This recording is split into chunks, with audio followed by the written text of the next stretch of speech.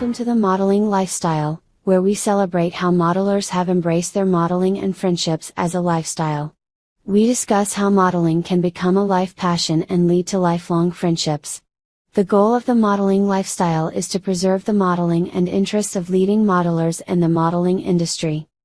The modeling lifestyle is sponsored by NGMC, who believes that through bringing hobbyists together with both information and modeling, the hobby will grow stronger with more model builders than ever. NGMC, which started as narrow gauge modeling company, is focused in 1/4 inch scale across hobbies. NGMC is a market leader in 1/4 inch scale with a range of products from over 50 vendors. In 2021, NGMC became the largest reseller of out-of-production model paint in North America with over 9,000 bottles in stock. And now to Jim Kellow, MMR, host of the Modeling Lifestyle. I love the sound of a whistle. Welcome. Thank you so much for joining us tonight on Modeling Lifestyle. We really do appreciate you taking the time. Hope you come back often and hope you'll tell your friends about the show.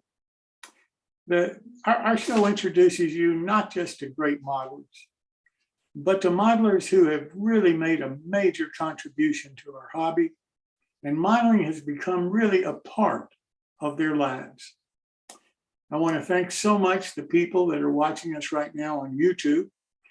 Please feel free to use the chat function. And as soon as we find your question on the chat, we'll be glad to ask it and get you an answer from our guest or the people on the show. All of our shows are done by volunteers. Naturally, we never have enough help. So if you think that you can spare a little time, we sure would appreciate it, because we don't want to have these programs stop, but we have to count on our volunteer help to keep them running. So if you enjoy what you're about to see, maybe you can spare a little of your time to help us. Also, all of our shows cost us out-of-pocket money just for the license fees for the Zoom, for a website, for the cost to the state and the federal government and so forth that we have to pay for licenses. And if you can see your way clear to help us fund the shows, we have a Patreon account at New Tracks Modeling, and anything that you might be able to contribute would be greatly appreciated. Tonight, we have a really special guest that we want you to meet, John Weigel. And John really has formed a modeling lifestyle. He's not just a modeler. He's not just a talented person, but he's a person that has really made major contributions to our hobby and helped our hobby get to the point where it is today. So with that said, welcome, John. Thanks so much for taking the time to join us tonight. We really appreciate you doing it. I'm honored to be here. Thank you. Well, let's start off, John. Can you tell us a little bit about your background? Sure. I grew up a little bit north of New York City, and as far back as I can remember, trains were a part of my life there. My dad worked at a company that was located right next to the New York Central Main Line to Chicago, so I got to see he would take the train on business to Chicago once or twice a year. So I got to see the 20th Century Limited. On the other side of the area where I lived was the New York Central's Putnam Division, which was more like a short line railroad than anything else, except it did have a large commuter base that they ran trains down to the subway lines that ended in Yonkers, New York. So I had a lot of exposure at trains at a very early age. Of course, as I got older and got into high school, that kind of diminished in favor of cars, girls, and rock and roll, and kind of just put the trains aside for a little bit. And after I got out of college, I started a career in advertising, communications, and things like that. And my interest in model railroading kind of came back. And as part of that career, I was lucky enough to work with Bachman Industries, doing a lot of video work for them, writing and producing a bunch of videos for a number of their products and things of that nature. And at that time, I sort of became very much interested in backwoodsy narrow gauge, primarily through my contact with Lee Riley at Bachman, who was very much into narrow gauge and that sort of thing. So, all of that exposure to both the real trains and then the models just fueled my interest in recreating the romance of the rails. So really all of that goes to why you became a model railroad. Yeah, along the way there, I'd made several efforts to do mainline modeling, primarily in HO, and somewhere along the line, basically with the exposure to a number of different people, I got really interested in short line and narrow gauge railroads, and kind of developing a backwoodsy thing. And I've been doing it so ever since. What scales have you modeled in? I know you're an OM30 modeler now, but did you experiment with some before that? Well, yeah, one of my earliest memories is my dad setting up an old tin plate setup that was made up from, it was really old because it was under the Christmas tree. I was probably no more than 2.5 years old. And he had an Ives locomotive, an American Flyer O-gauge passenger car, and some other vintage stuff that he ran around the tree. And I remember, when I was 4 and 5, I was playing with wooden trains on track, very similar to what Brio is today, except the track that I had was plastic.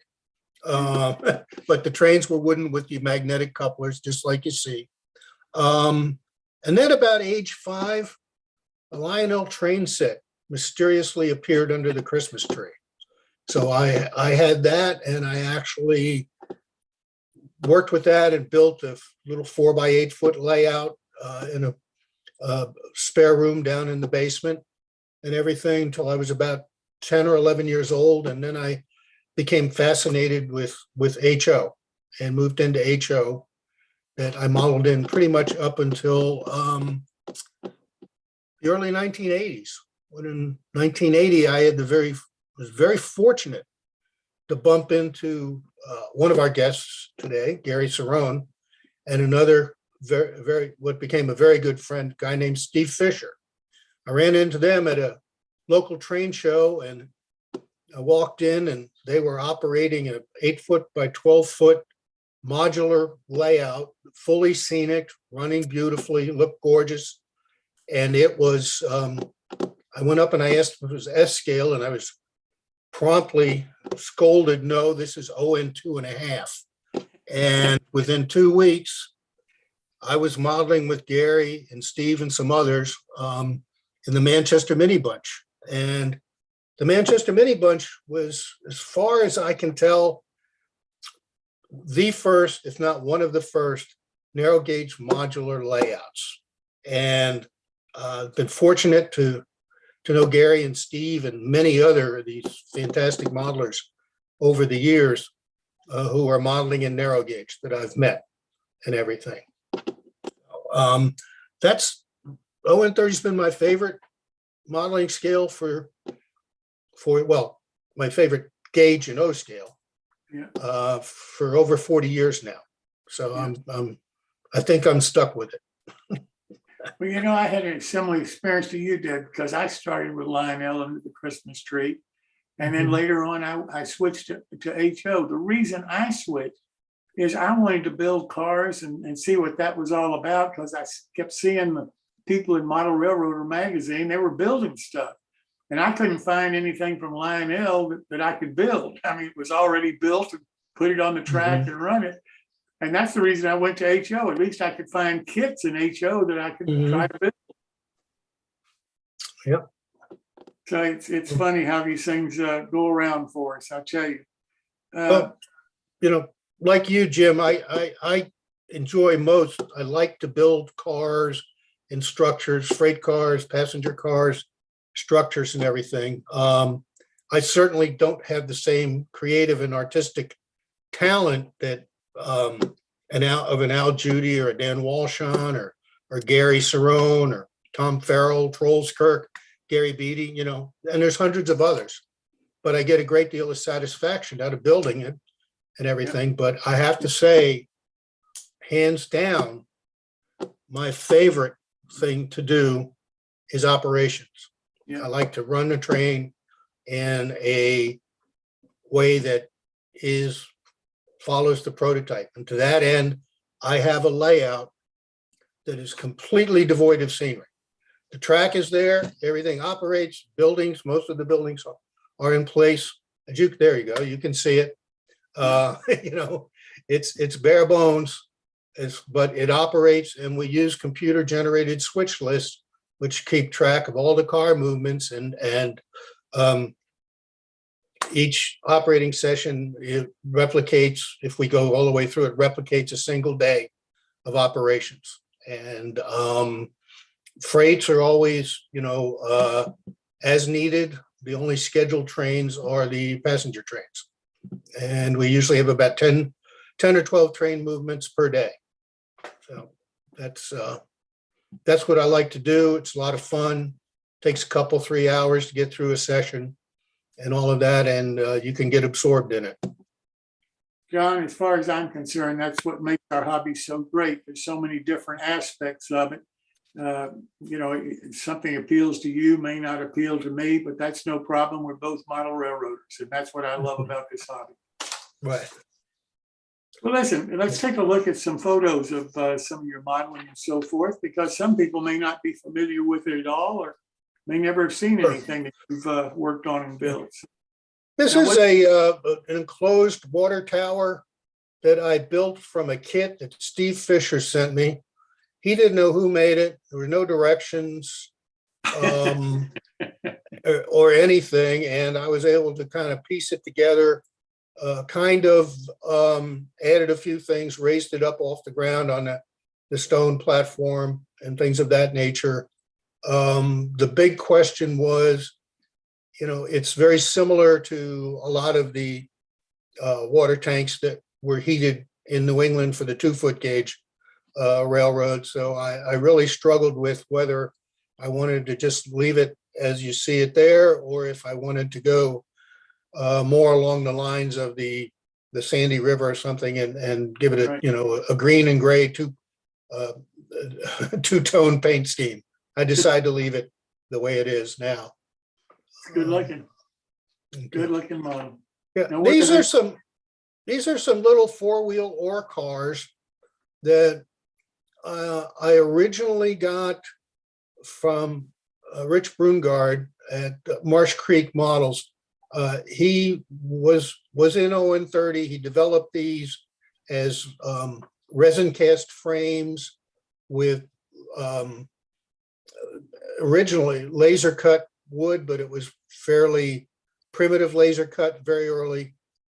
He sent me a bunch of them. Later, Rich has moved on to doing HON 30. Is not involved in ON 30 any longer. Gary Cerrone, who is an excellent resin caster, basically made a mold for new frames so I could make my own. And Mark Schreier of Foggy Mountain Models, laser cut sides and everything. So these are some of Rich's originals that were sent, but the later ones, which I haven't had the opportunity to build yet, are a little bit finer detail, things of that nature. And they just sit on Bachmann trucks. And they're single trucks, right? Yeah, single truck. Yeah. Yeah. Okay. What kind of coupling do you put on? I put KD 148 couplers. Gotcha. This is a resin casting from a 3D print, 3D print from Sean Williams. Sean got into 3D printing. He's got a Facebook page. He's building a railroad called the Wandering Spruce Railroad. He developed these cars, and they're little 4-wheel ore cars. They scale about 14 feet long. I got a bunch of those and really enjoyed putting them together. And, I'm seeing a tendency in ON30 for people are going to smaller equipment and things of that nature. So this is something that I had really enjoyed building string of three of them. That's good looking. I've never seen that Yeah, before. yeah. This is a Bantha kit, an old scale kit for a post office. And I model the 1917-19 era. And I figured there were windows or doors on the other three sides to the building. This was a blank side, and I said, well, it's just screaming out for something. So I very simply went on the internet and looked up recruiting posters for World War I, because the United States was involved in World War I in that. And so I just printed them out and mounted them on the side of the building that didn't have any windows or anything. I think there's another view of the front. There it is, and everything. So it's a fairly plain Jane building, but it's something that I had a lot of fun building and putting together and painting. I think I must have experimented with paint a couple different ways for doing different things. It's nice looking. Well, It really is. Mm-hmm. Love the signs. That's great. Yeah, thank you. Well, listen, at this point, why don't we bring in some of your friends that are joined us today Mm-hmm. to maybe get a fuller picture of just who on earth John Weigel is all about. So let me introduce Larry Patch first. Larry, thanks so much for joining us tonight. We really do appreciate it.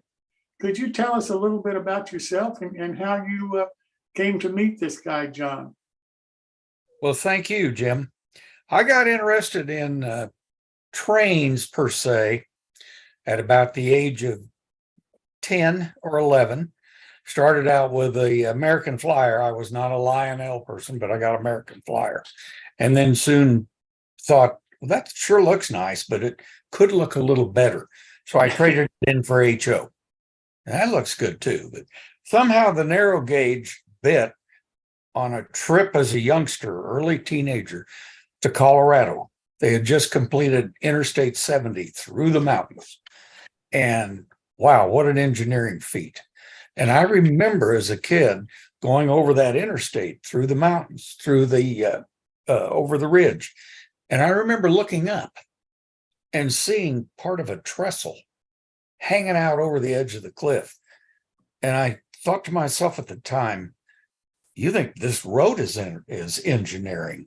Look at that. And ever since then, I've followed the narrow gauge, and I really enjoyed scratch building in ON 30, starting out in early 60s. The old traditional method of cut it out of basswood, use a pair of HO trucks and some Katie K5, the old straight pin cup. That's what we had. Made some equipment, enjoyed it, stuck with it ever since. Got out of the military in Vietnam after 5 years and did the usual, got married, had kids, blah, blah, blah, and got out of the hobby. And then I got back into it. And I still had material, but ON 30 bit pretty hard then. We had a club in Topeka, Kansas, and it was a diehard HO club. And we had, quote, old timers. And they believed only, you gotta be to scale, you gotta put every tie down, you gotta put a spike in every tie, blah, blah, blah. And I and another young fellow that just got out of the Air Force, Bob Bailey, who was interested in ON 30. We kind of disagree. We're kind of the outcasts. We're the young guys. No, you need to get something up and running if you want to show people. They like to see things run. And yeah. But anyhow, that disbanded. And after that, of course, college, the Army, and then life presented itself with kids and all that. But probably 10, 12 years ago, I got bit by the bug again. And actually, I got bit by the bug in the Army, because I remember seeing outside of Saigon, I remember seeing what appeared to be about 30-inch gauge tracks and old steam locomotives sitting there rotting away. And I thought, ooh, I got to make some more of those. And started in again. I'm strictly a builder. I don't care for operation. The layout I made it was a feature article in RMC in, I think, 68, little drop leaf table. and made the layout and had fun doing it all. And the photographer bought it, converted it to HO because it was HO track width. And we just buried everything in gravel. It looked like HO. I guess I don't know what happened to this day, but I kept all of the buildings and structures. I think I sent you some slides of a couple of them and everything I had built. Now, well, that's current. The black and whites, probably all we had then was black and white photography. This is more current. This was made a few years back from a Starbucks Christmas tree special, 1 to 50. It was a truck. I can't remember the manufacturer, very scale, and it had a Christmas tree laid across it. And it was a Starbucks promotion.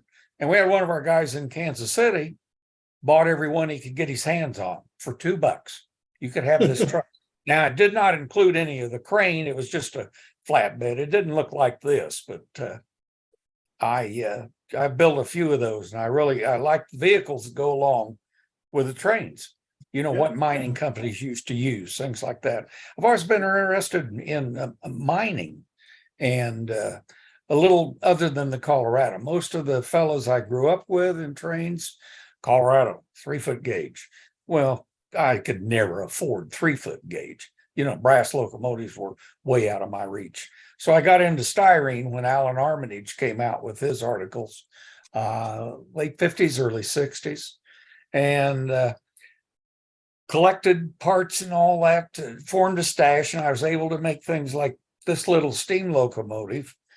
I honestly have no clue what the mechanism is. I think it was an 060.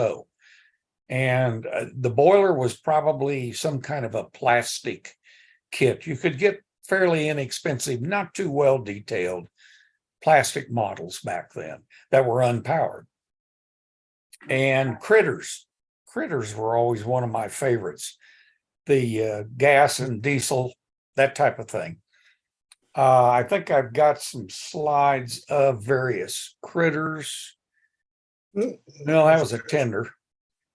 Once again, being cheap, I didn't go the decal route. I thought, well, golly, $20, I can get a rubber stamp made.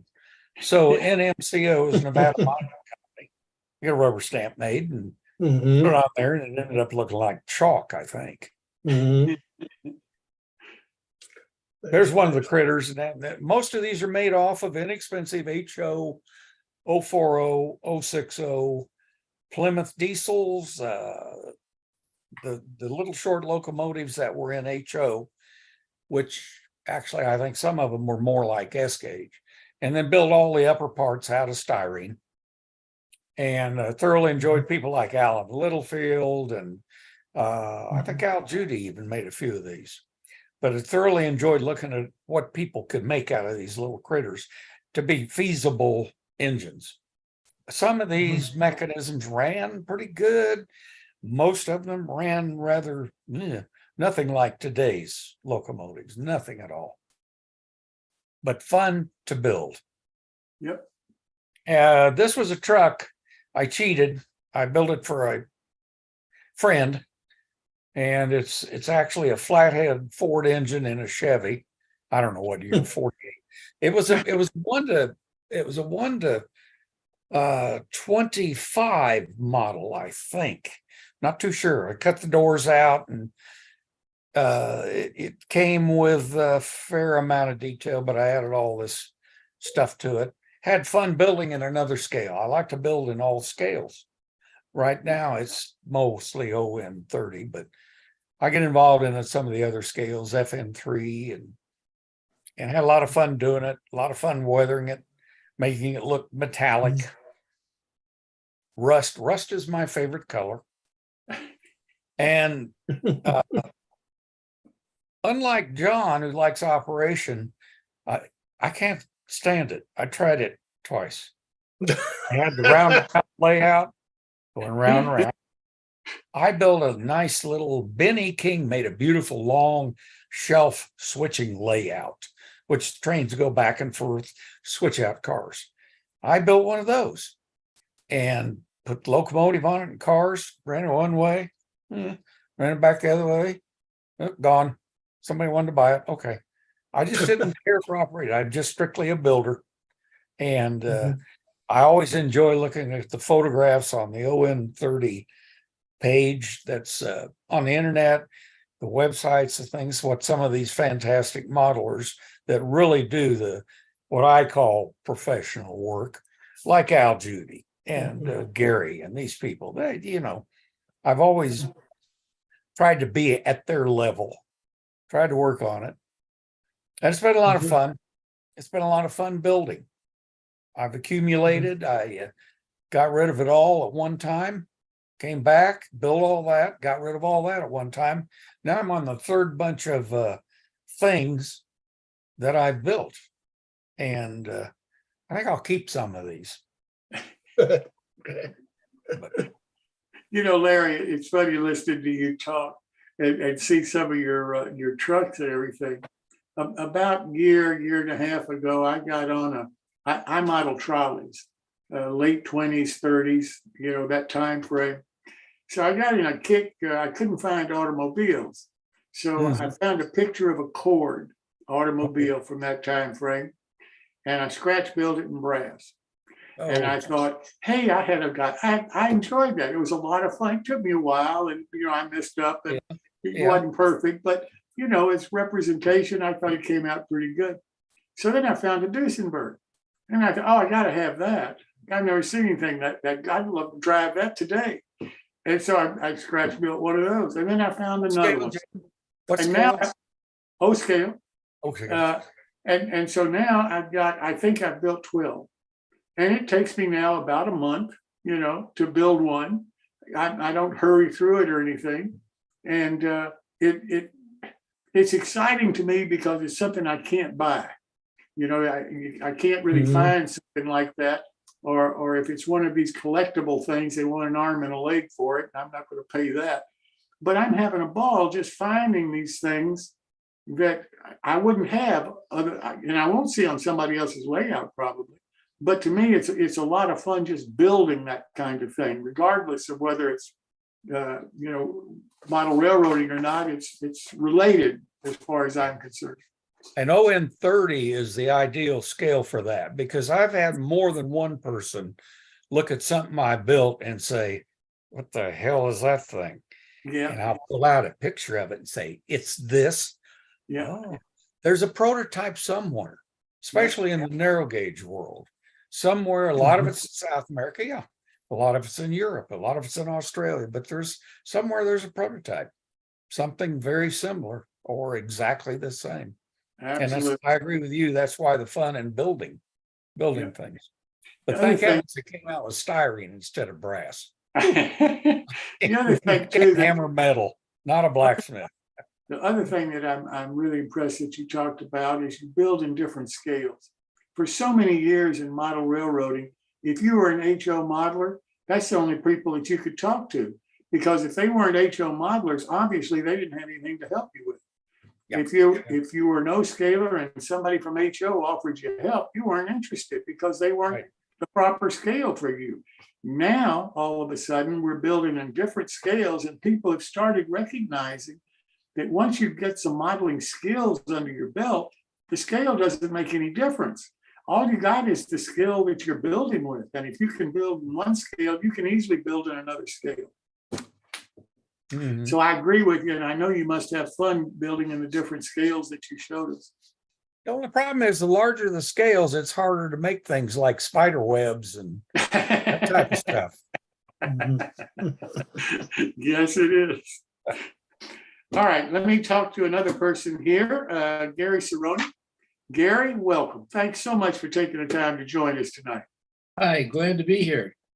Can you tell us a little bit about yourself and how you met and know John? Well, I come from a railroading family on both sides, my mother and my father. My great-grandfather, my grandfather on my mother's side were engineers for the Atlantic City Railroad, then the PRSL. And my grandfather on my mother's side was the track foreman for all to repair and maintain all that trackage in South Jersey.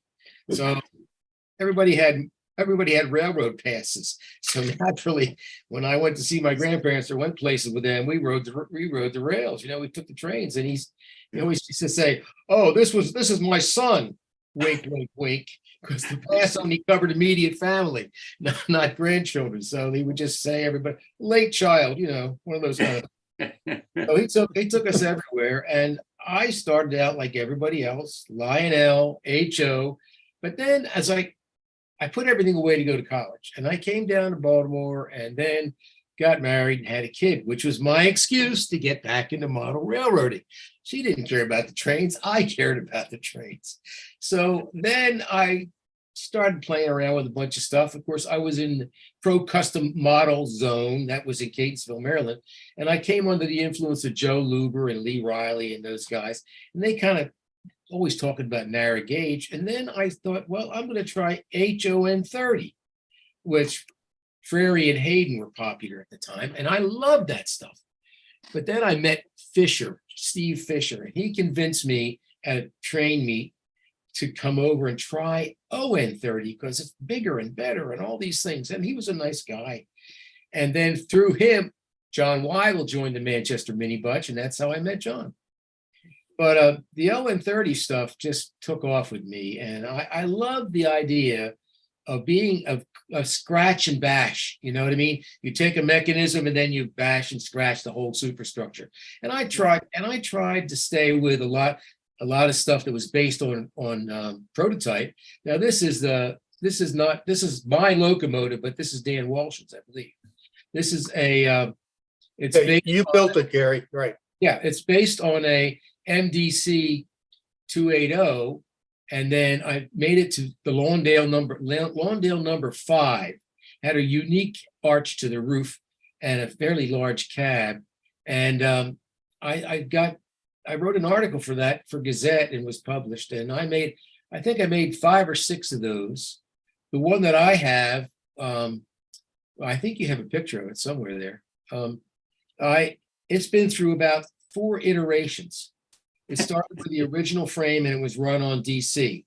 And for a long time, it was run on DC. And then DCC came along. It was hard to take those old Zamek frames and convert them to DCC without putting wheel wipes on and all that kind of stuff.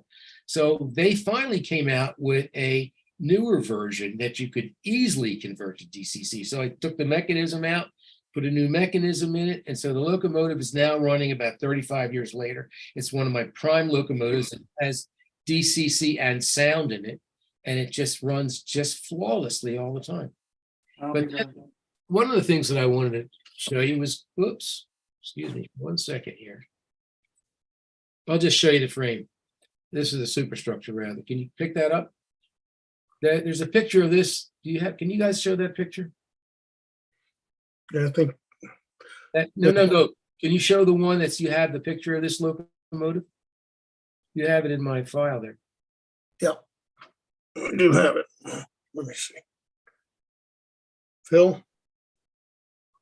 There it is. That's that locomotive there.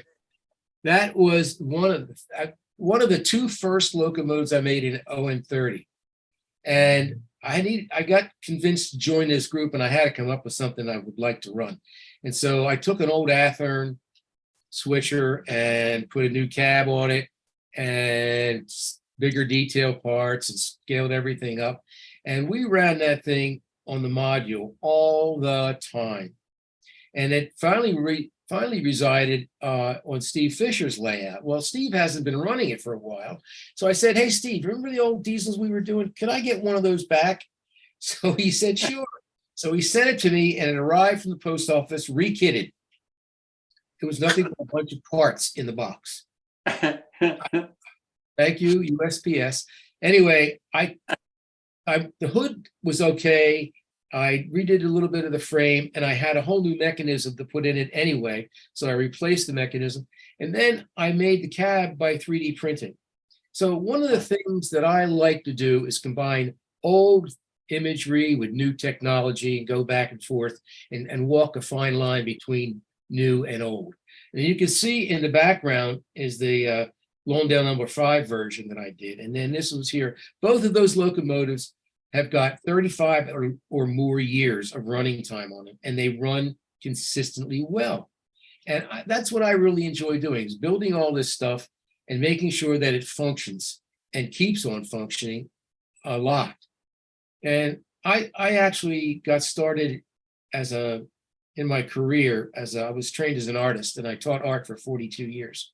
So I have a lot of experience about using materials and sculpting things and so forth. So I also do a lot of stuff in O scale, just plain O scale gauge, not narrow gauge. And I have a line of tools and things like that, kits that I sell. That last locomotive you showed was a Climax. This was based on the original Bachmann Climax B. And I always liked the Climax A. I made a couple Climax A's in HON 30 using a diesel mechanism. I put different kind of truck frames on them so it didn't look like a diesel. But this was the Bachmann ON 30B. I kept the boiler, I kept the trucks, I rebuilt the whole deck, and then whole new accessories to make it back graded into a Climax Class A. And I think I made 4 or 5 of these things. I still have 3 of them here, and a couple of them are in Steve Fisher's railroad, and these run extremely well. We haven't had any problems with these very much. Now I have to talk about this little guy in the window here. This little guy looking out the window. Gordon North was a tremendous influence to me in model railroading. He was a real pioneer in ON 30, and he did a lot of scratch and dash stuff. And he had this figure in the window. And I thought he had it in one of his Class B Climaxes. And I thought, oh, that is really appropriate. It's not like your regular old engineer standing there looking straight ahead or anything like that. And so I was talking to him about it one day, and he said, here, take one. So he gave me one, and I brought it home, and I made a silicone mold of it, and then I made a bunch of these engineers. And really what they were was a cowboy that was supposed to be leaning up against a hitching post. And you could tell he was a cowboy because you can't see his boots and you can't see the pistol on his hip in this picture. But that's what he's wearing. But he worked real well as an engineer. Now, what I do a lot of times when I'm dealing with figures, I cut the heads off of them. And I made a model of a face and a head with mustache and no hat. And I cast those heads, and then I put different hats on them, and I changed the heads on a lot of commercial products so that I don't have the same repetitive stuff that you see on everybody else's layouts. My guys have a little bit different look to them because I've taken them and changed this little subtle detail. And that's what I really like to do. I really like to make those little things that make it personal to me and just fun to do. Gary, let me ask you a question. This happened a little bit before we started recording the show tonight. Somebody asked me if I'd ever heard of Gordon North. And I said no, and everybody laughed. And of course, you're too young and so forth. So I'm wondering, are there enough people still alive that remember Gordon North where we could maybe assemble a group of those people? Yes, I can give you John and I can give you a bunch of names of people that were even more intimate with Gordon than I am, but we all knew Gordon from train shows and going down to see his railroad in his basement. He was so unusual. He had a split level house down in a little bit closer to DC, and he didn't have a place for a railroad, so he knocked a hole in the wall and hand dug a basement. And he had to put a foundation around it underneath the regular foundation. And this was his layout, and it was complete. It made a complete loop. And then he had a bridge to cross over this area where you walked in the door. But it was the Denver and Western, John, wasn't that it called? Right. Yes. Yeah, there's a lot of stuff on it. I mean, I could send you lots of photographs if you're interested. I am interested, but I need people that we could, assemble a group, maybe 4 people, 3. Yeah, well, Bob Brown, right? Bob Brown from Gazette. Yeah, he and Gordon were like this. They were very close. Yeah. I think Alan Littlefield, I think was pretty. He knows.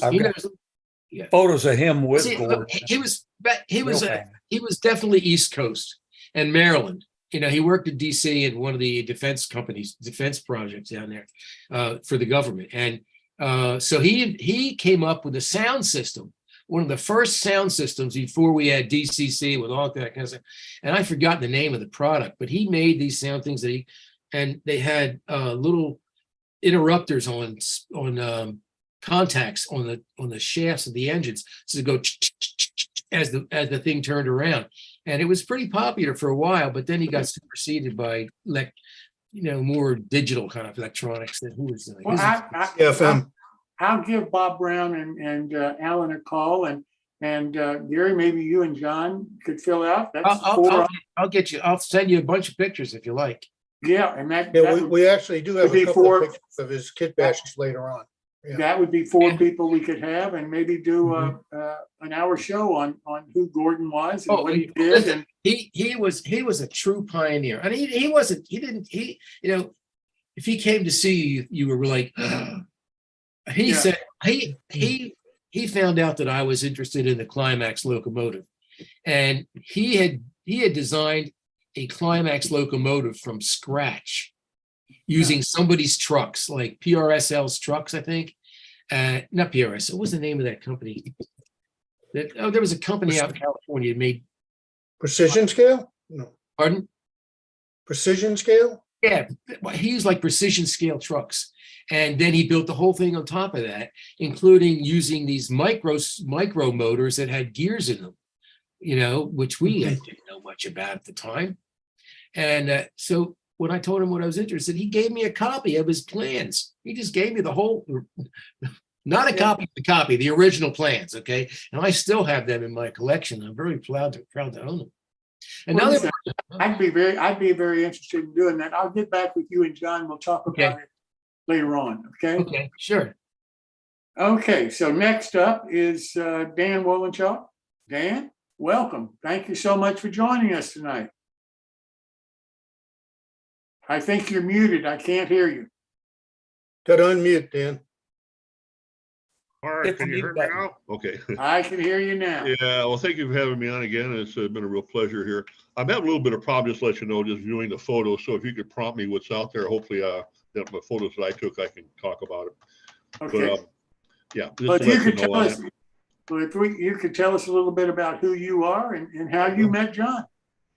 Well, I've been in model railroading since I was a child, like everybody else. I went through the HO stage and got involved in ON2, a trip out to Maine. And I played around with that, but I really didn't have the room to build the great radius, which I thought would be a lot easier with 2-foot, but it isn't. So I just kind of collected that stuff and then joined a club, was asked to join a club, Detroit Model Railroad Club. Got involved in the scenery, and then of course they made me buy standard OW5 stuff, because that's what they were running. So I tried to get in ON3 in there, but there just wasn't enough people really interested locally. So I pitched ON30. This is now in the late 90s, early 2000. And they didn't want to go with that because they didn't think it was worthy of it. And they probably made a mistake because right now they don't have any 3-foot. And if they had ON30, they'd probably about 300 more members, but that's their thing. So, I mean, that's the popularity of it right now. And I got into it by looking, I was in Toronto Club, the Toronto Railroad Club, and Craig Webb had the Bachman passenger set that he had broad gauged to 3-foot. And of course, Grant Line had the adapter, the axles, and the overlays for the frame. And I said, hey, this is the thing I can do. I could get into doing this. Okay, it looked good, the mogul. But it got to a point to where I was still kind of floundering a little bit in there trying to make up a decision because once again, where am I going to run this stuff? I can't run it at the club because it's 3-foot. Okay. Yeah. So I started getting online, looking for ON30 stuff. And it was back with the E-groups before Yahoo picked them up. It was the ON30 conspiracy, which everybody here is probably familiar with at one time or another has been on. But as I went through that, I met people on the line online, and GW Henderson is one of them that was always on there.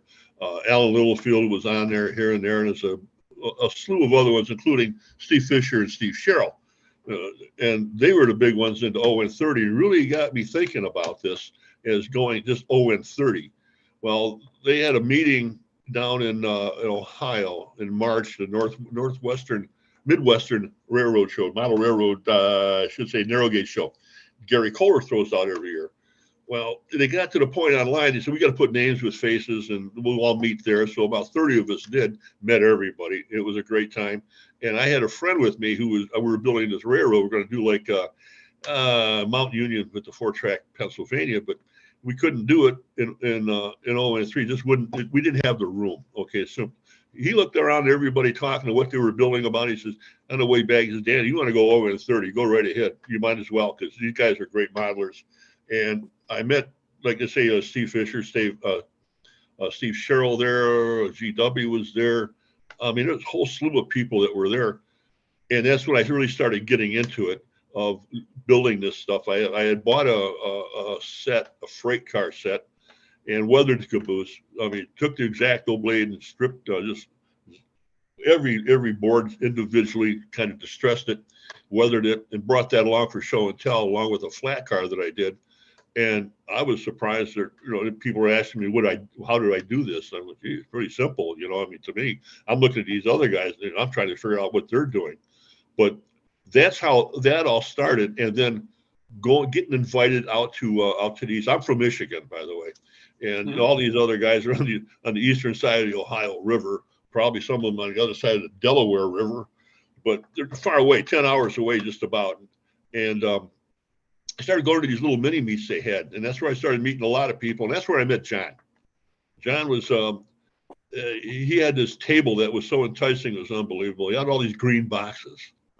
Stuff that we just didn't see. We would go to Kimberton, and you'd buy a passenger car set, take out the combine because you couldn't buy it separately. You sold everything else piecemeal. Not only did you pay for it back, but you made money on it. You got the combine.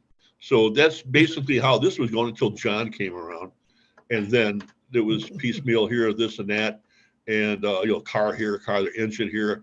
Good deals, good guy, always backed up everything he did, and sold. And basically, we've been friends for about 20 years now, huh, John? I think. At least, yeah.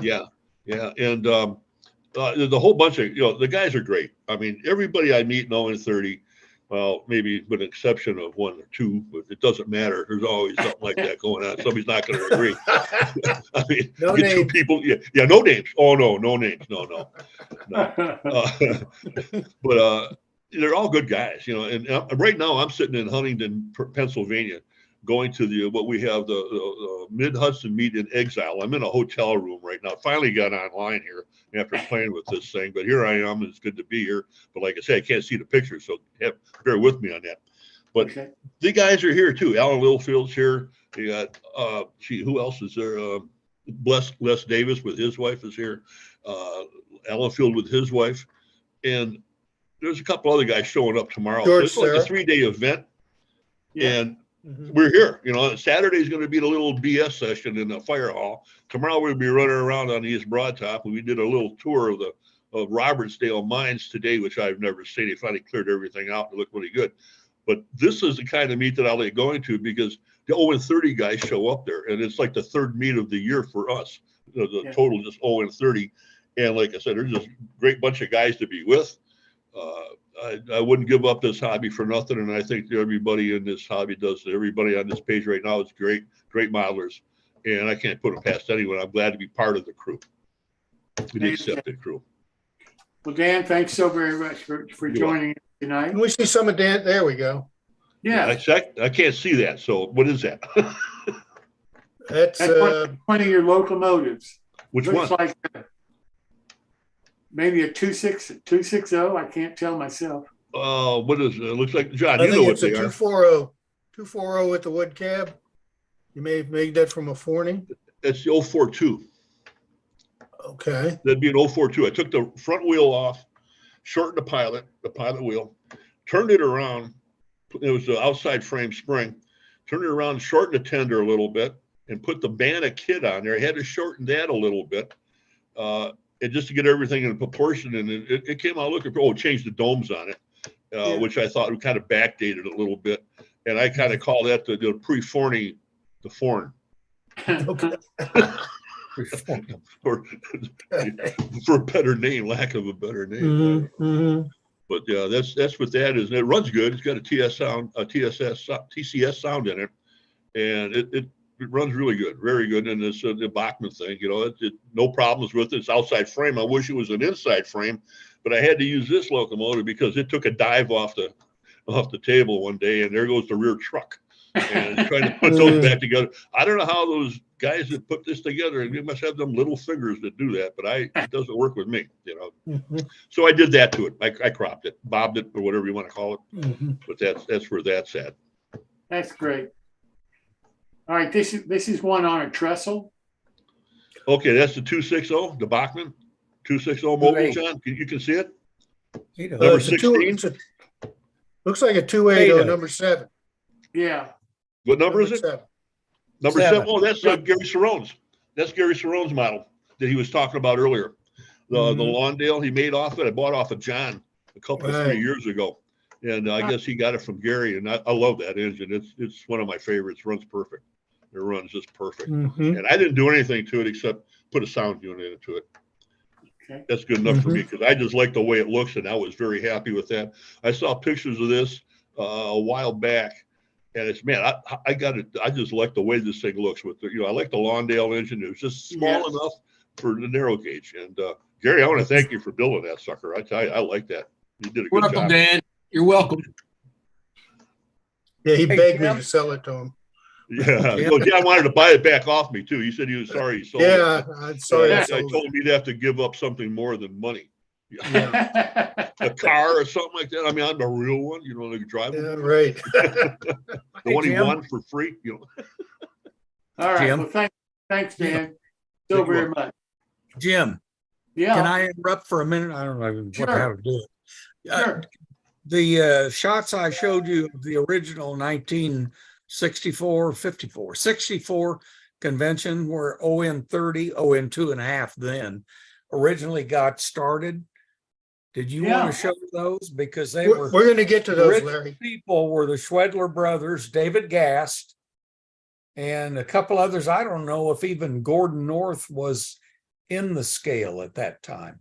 But I sent you those shots. They're black and white.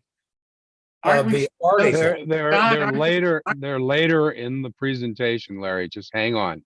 Oh, okay. Yeah. All right. Okay. Well, okay. Right. Thank you.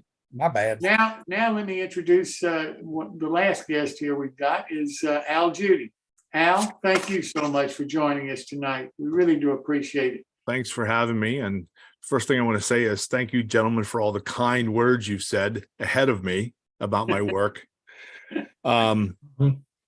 Just like everybody else, been modeling my entire life, about 60 years now. Started out with a Marx. That didn't last long because it didn't look real. So I went to HO.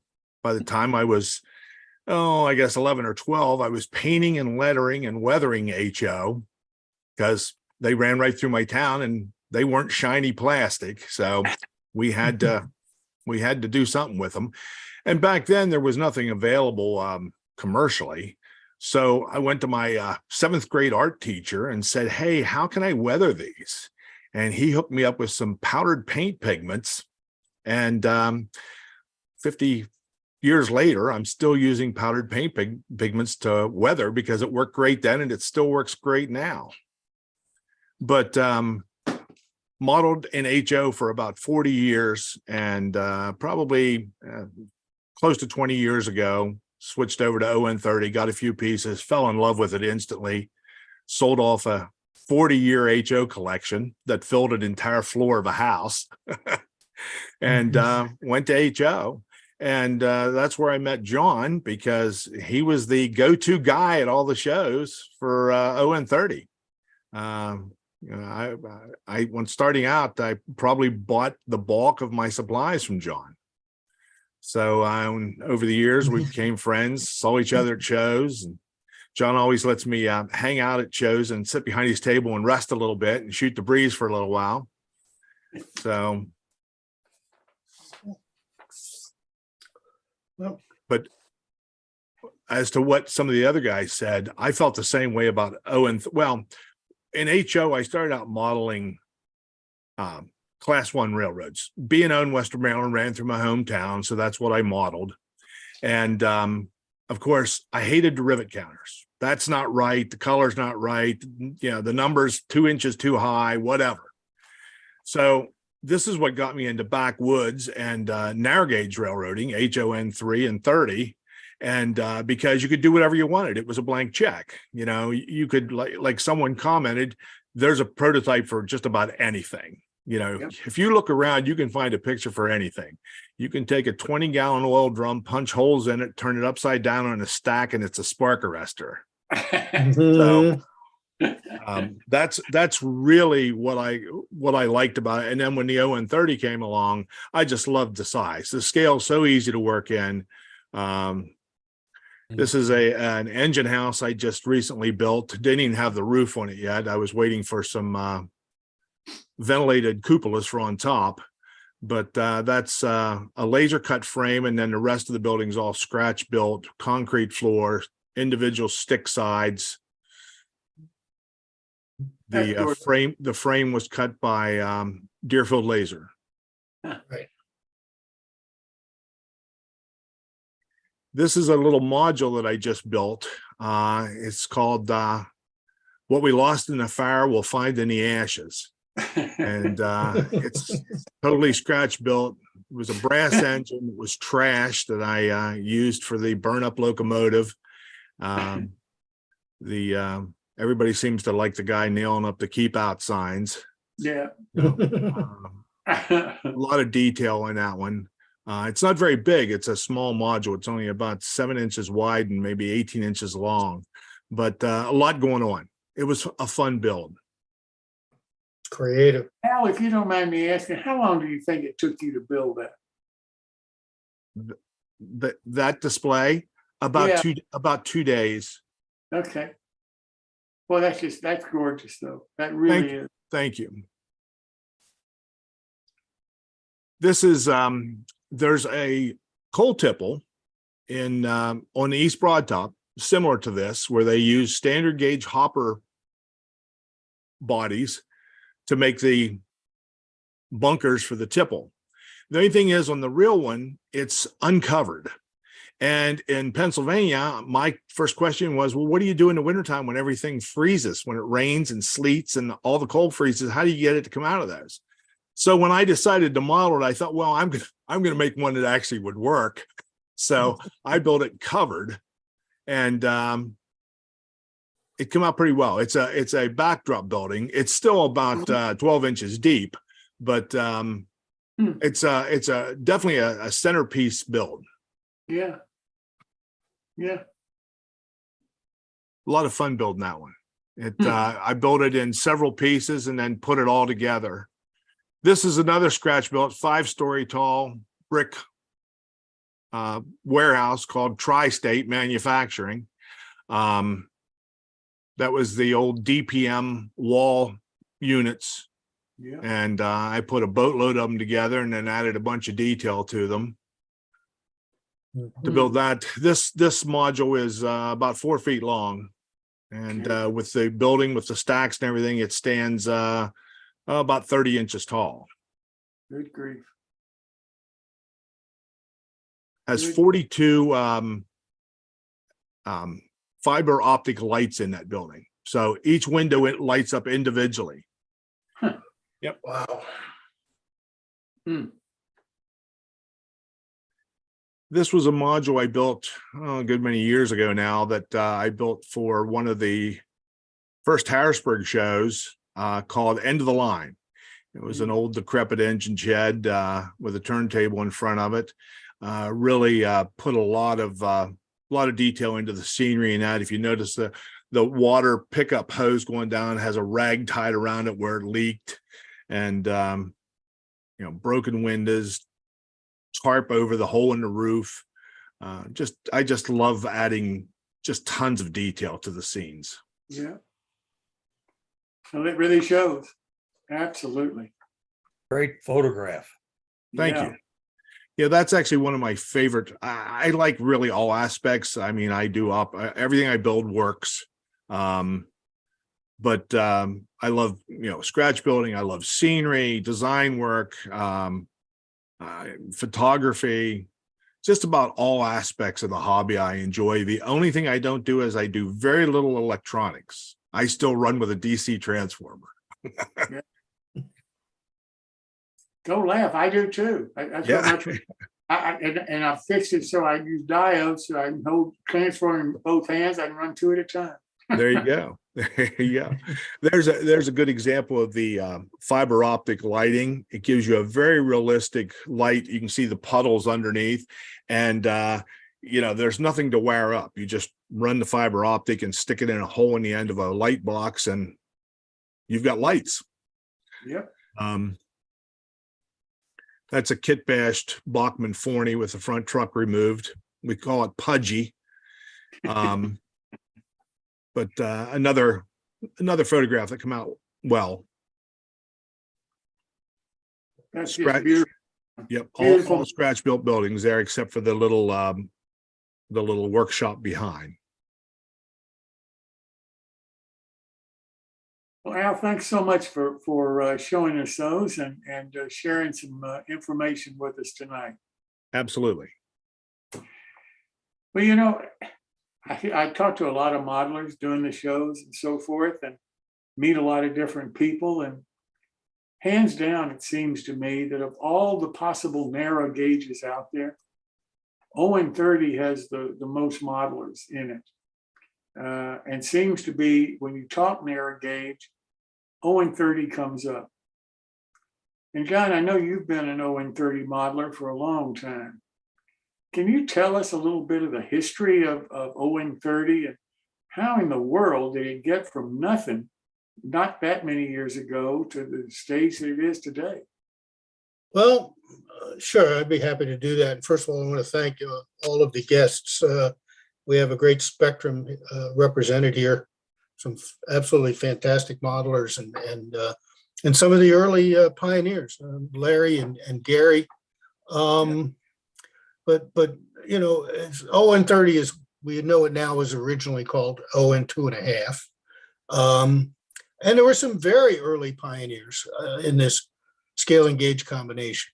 Most of them being published in, Railroad Model Craftsman. Larry's mentioned David Gast. He was first published in 1964. We had Bob Livingston, who was published then, and Larry himself with his Yosemite Railroad with the drop leaf table that he was talking about. Earl Martin with his Thunder Valley. So there's the Gast article right there. Gary Cerrone, there's Gary's article in the Gazette about building the Lawndale 280, which those little Vulcans were the smallest narrow gauge 280s ever built, by the way. And Gary replicated them just absolutely beautiful. So all of this, somebody mentioned the early E groups. That was Dan. I mentioned those. Well, even before that, we had Jeff Saxton putting out the ON30 newsletter, maybe 200 or 300 subscribers nationally. Jeff was an early proponent, and there's a copy of one of the issues, volume 1, number 3. He put plans in them that would, so people, and proponent again, what everybody was doing was taking HO mechanisms and building O-scale and components and building O-scale superstructures to create locomotives, cars, things of that nature. Structures for structures in O-scale. So there, so all of these publications were involved about creating these O-scale narrow gauge items. There's Larry's article on the Yosemite short line. So that was pretty much state of the art. Gordon North was also being published in the Gazette, and he did some beautiful models. And as Gary said, he was very innovative in terms of sound systems and things of that nature. And that was pretty much state of the art of how things were done in ON30. And actually, ON30 wasn't labeled ON30 until Bachmann came out in the mid 90s with their line of products, which basically were ready to run, They did run well. They performed well. And with Lee Riley being the driving force behind that, because Lee was a narrow gauge guy, they came out with a whole plethora of things very quickly, which got a lot, and very affordable, which got a lot of people into it. But it almost didn't happen. Lee told me a story one time before ON30, they started doing ON30. Department 56 came to Bachman and said, hey, we've got this line of buildings. We want train sets to go with them, but O gauge is too big, HO is too small. Maybe we should go with S scale. And Lee said, no, I think you want O scale narrow gauge. That would be better. He said, how would you like to do a streetcar? Because you have primarily urban buildings. Yeah, that would be great. He says, well, it all really depends on how many you want to have us produce. We have to make it worth our while. And I don't remember the exact answer, but the exact answer was somewhere in the tens of thousands that they wanted these streetcars. And the original, and that's how ON30 got started, because Lee developed a streetcar that had two big, gigundous plastic blocks mounted on the ends. And the streetcar would run down the track. The block would hit the end of the track bumper and slide back into the streetcar, that reverse the polarity, and it'd go to the other end, bump into the other bumper, and just keep going back and forth, slowly destructing itself. But that was what enabled Lee to go to management at Bachman and say, we can do this, it's going to be profitable. John, And he certainly made it so. John, can I interject something here? Sure. That trolley car mechanism is one of the most popular products they produce to turn into critters. Everybody Right. uses that four-wheel drive into critter because everything is just at the level of the wheels. You could put anything you want above it, an engine mechanism, anything. I must have made 10 of those things. And John, don't you have one of those, Dan? I do not have one currently. No, Dan Doesn't mean has I won't. one. Doesn't mean I won't in the future, Oh, John, Dan has one. Dan has Yeah, one. I've got one. Yeah, But Right. I it's got it off of very Steve, hot. Steve Fisher. Yeah. Mhm. So, unfortunately, as I say, Bachman came out with this whole plethora of stuff. It was enabled to a lot of people to get into the hobby. It got very popular because you could easily get into narrow gauge in a very affordable way. And at the same time, things were starting to blossom with the internet, social media, that sort of thing. But that doesn't mean that the kit bashing went completely away. There were a lot of people who were still doing kit bashing using mechanisms, as Gary just mentioned. And, there were others who were taking the Bachman ON30 mechanisms and doing other things with them in ON30, making other locomotives, kit bashing Bachman products with Bachman products, ON30 with ON30. Alan Carroll was kind of the king of that, or we called him the Duke of slash and bash, because he would take these mechanisms and come up with other things. Now, he also used HO mechanisms to create some very interesting critters and locomotives. But Lee Riley, now that's a Gordon North locomotive. You have that one, don't you, Dan? But anyway, I'm not seeing it. I got my phone up, but I didn't see what it was. Okay, it's the center cab diesel. Oh, I see it. I got it on my phone. It came up now. Okay, yeah, it's a center cab. I've got that. That's a Gordon North. That's a Gordon North kit Yeah. bash, right? Yeah. Yep. So, as I said, Lee Riley was kind of the driving force behind it in making it a viably commercial scale gauge combination. And unfortunately, with his passing several years ago, Bachman has slowly been discontinuing many of the products they made. They're not introducing as many products as they have. Matter of fact, the well is almost dried up completely.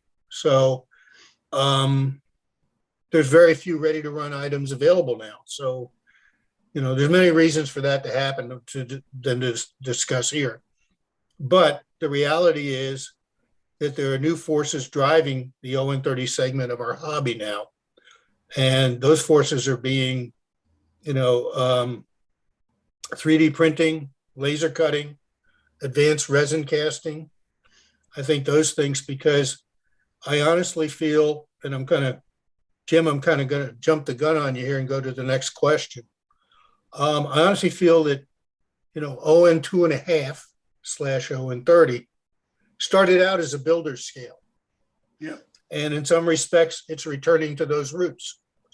And these new technologies of 3D printing, laser cutting, these sort of things, this is what's driving it. It's much easier for both us old timers and newcomers to our segment of the hobby to create realistic ON 30 locomotives and cars. We have some, for instance, these are resin printed superstructures designed to fit on Bachmann HO mechanisms. Those come from the Cumberland shops, Gary Gresham. Mhm.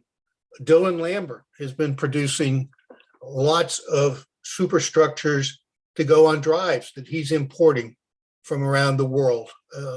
And it's very easy. Fran Foley's another one who's been creating a lot of nice superstructures for critters.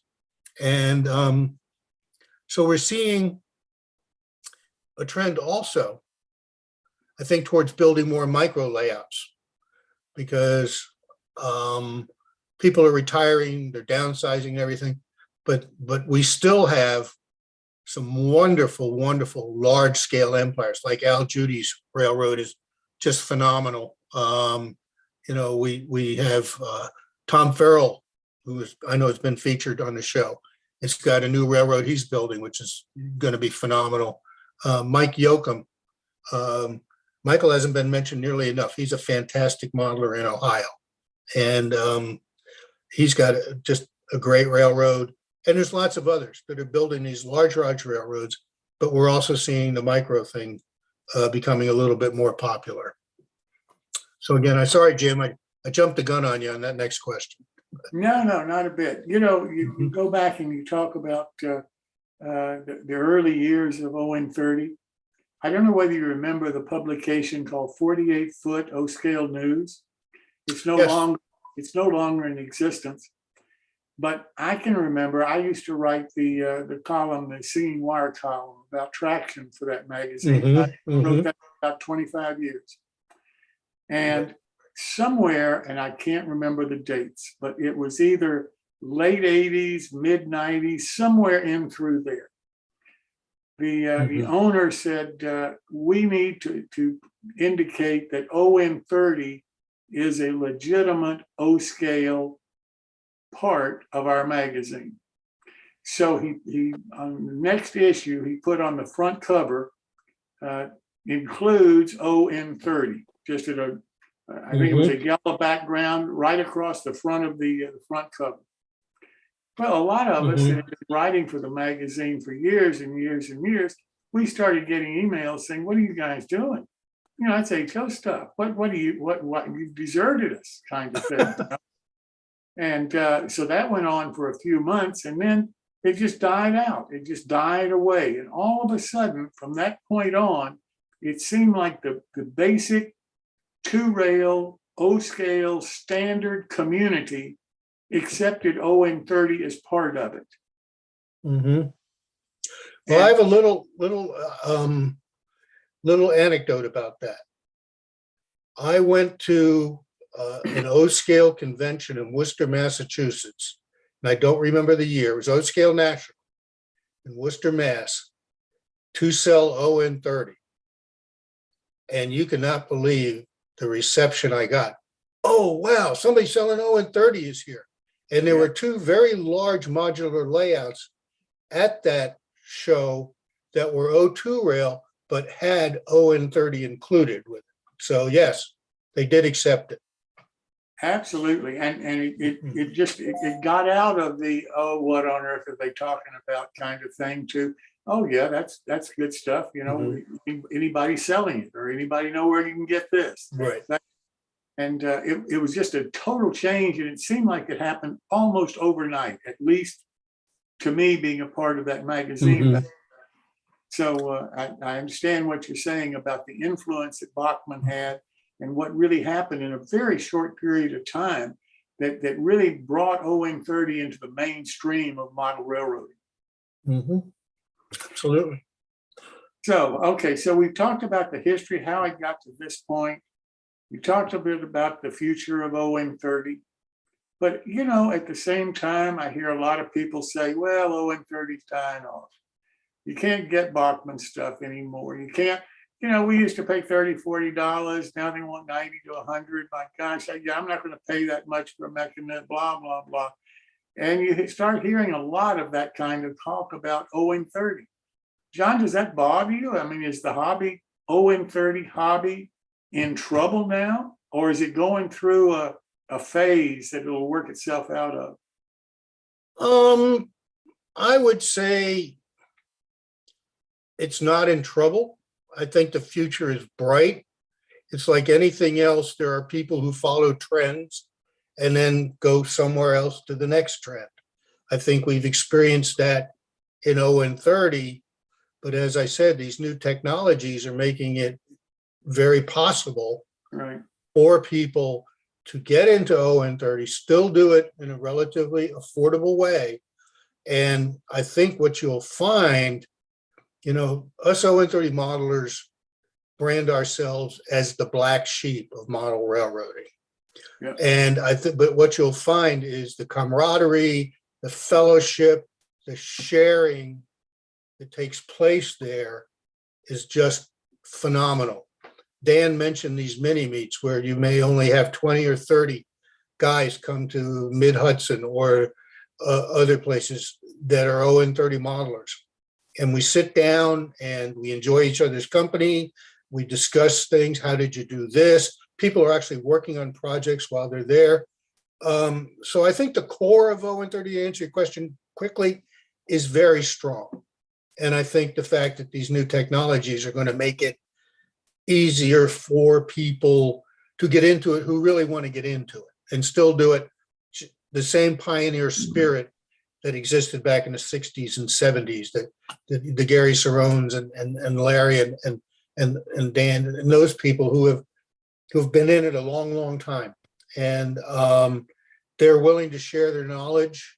They're willing to help people, you know, do things. So I think, you know, I think the future of model railroading in general is still, we're still in good shape. I mean, I work for one of the, a very large online retailer of model train products, primarily O gauge, HO, N scale. We don't carry any OM30 or very little, occasional a streetcar or something like that. And we sell a lot of product. I see a lot of it. Now it's product that is out in production runs that aren't nearly as large as they were years ago, and everything, but they are selling. Now, what I am seeing is most of that's ready to run. And most of it's shiny plastic, as Al mentioned. But you do have the modelers there that are fickle on details. I have one guy that anytime one of the manufacturers comes out with a paint scheme that's not realistic, he sends it right back. Yeah. And says they didn't do this right. And then, you know, he'll actually call the owner of the not my company, but the owner of the company that's producing it and say, why'd you do this? And they'll say, well, they couldn't cut the paint mask correctly at the factory. So I think, but I'm not seeing in those scales, I'm not seeing a lot of building going on. Yeah. Most of it, I said, is ready to run, with the exception, we do sell a lot of Walther's plastic O scale, HO and HO and N scale. Occasionally, Atlas has a few kits out that are O scale that we will sell, but not as much. The Craftsman kits, I think, are not being bought in the quantities they were. I think a lot of people buy them to collect, quite honestly. And that's okay, because collecting is part of our hobby. There are people that's all they do is collect. So overall, the future of Owen 30, I think, is good. I don't see an exponential explosion of interest in it like we had when Bachman brought all the stuff out, but the people who are really dedicated to it and really enjoy it, we're still here. We're still going to be here. I think it's the fringe folks who are following the trends that have gone, and they may be somewhere else in model railroading or may not be involved in it at all. But I see, narrow gauge, Owen 30 in particular, but other narrow gauges remaining the domain of the kit bashers and the builders. And I think that's fine. If I can interject on this. Yes. Running the Owen 30 page with 7,200 members. Yes. If you're on Facebook, you know that when you want to join a group, we ask you to answer several questions. Mm-hmm. Okay, the most common thing I'm seeing now in the Owen 30 group is I've modeled HO or I've modeled N for years. My eyes and fingers just aren't what they used to be, and this is a perfect transition for me. Yeah. The other common comment is I see what you guys are doing, and I just love your work. Yeah. I want to be a part of it. So we're bringing people in to Owen 30 from other scales. Right. And I think as the modelers get older, it's going to be a natural transition unless they're hooked on modern diesels. Yeah. I think Owen 30 is just an easy move for them, especially if you're an HO guy, because you can use your track and switches. Mhm. That's right. Yeah. And Al, I'm glad you brought that up, because it kind of goes into one of the other things I felt was important to mention, is the way that we are getting our information, our sources, has changed considerably. Yeah. You always are hearing people whining about the model railroads, some of the model railroad magazines, not all of them, decreasing in size, in content and physical size, going down to like the latest issue of one of them, 72 pages. In their heyday, there were 232 pages in a single issue. So social media has taken over. What Al has done with his Owen 30 modeling page on Facebook is phenomenal. And there's a good, wonderful group of people there. Not everybody shares, but you can go there and get one heck of a lot of inspiration, as Al has mentioned. And as I say, with the new technologies, with what people are doing, with the 3D printing and things like that, it's very easy to create these things that can be unique.